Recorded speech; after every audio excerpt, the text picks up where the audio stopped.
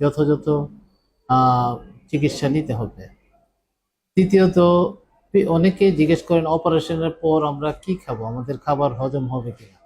আসলে পিত্তথলি যদি না থাকে তাহলে রোগীর যকৃতের বা লিভারের পিত্তটি সরাসরি পিত্তনালীর মাধ্যমে খাদ্যনালীতে চলে যায় এবং খাবার হজম করে।